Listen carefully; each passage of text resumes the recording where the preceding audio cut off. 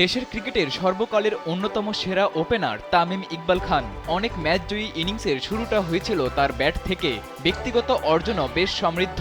অভিজ্ঞ এই ব্যাটার 2023 সালের সেপ্টেম্বর থেকেই ছিলেন জাতীয় দলের বাইরে। কবে ফিরবেন দেশের জার্সিতে তা নিয়েছিল আলোচনা। তবে চ্যাম্পিয়ন্স ট্রফির আগে সেই আলোচনাকে থামিয়ে বিদায় বলেছেন আন্তর্জাতিক ক্রিকেটকে। শুক্রবার রাতে সামাজিক যোগাযোগ মাধ্যমে এক ফেসবুক পোস্টে অবসরের কথা জানিয়েছেন তামিম নিজেই। তার অবসরের ঘোষণার পর থেকেই তাকে শুভেচ্ছা ও বিদায় জানাচ্ছেন জাতীয় দলের ক্রিকেটার ও তার সতীর্থরা। মুশফিক মাহমুদুল্লাহ থেকে শুরু করে জাতীয় দলের তরুণ ক্রিকেটাররাও তামিমের বিদায়ে দিয়েছেন আবেগঘন বার্তা। জাতীয় দলে তামিম ইকবালের দীর্ঘদিনের সতীর্থ মুশফিকুর রহিম তামিম ইকবালের অবসরের সময় তার অর্জনে বেশ গর্বিত।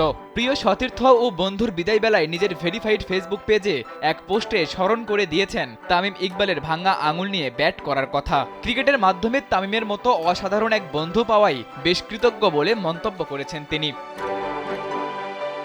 জাতীয় দলে তামিম ইকবালের আরেক সতীর্থ মাহমুদুল্লাহ রিয়াদও তামিমের আন্তর্জাতিক ক্যারিয়ারের সুন্দর সব অর্জনের জন্য অভিনন্দন জানিয়েছেন। অবসর জীবনের জন্য শুভকামনা জানিয়ে তামিমকে আজীবন মনে রাখার কথা বলেছেন মাহমুদুল্লাহ রিয়াদ। তামিম পরবর্তী সময়ে বাংলাদেশ জাতীয় দলের বর্তমান অধিনায়ক নাজমুল হোসেন শান্তও তামিমের বিদায়ে দিয়েছেন আবেগঘন বার্তা। 2016 সালে আবাহনীর হয়ে প্রথমবার ড্রেসিং রুম শেয়ার করা থেকে শুরু করে জাতীয় দলে একসঙ্গে খেলার সুযোগ, সব সময়ই তামিমের ক্রিকেটীয় মেধা, সতীর্থদের প্রতি যত্নশীলতা ও উদারতা শান্তকে বারবার মুগ্ধ করেছে বলে জানিয়েছেন তিনি।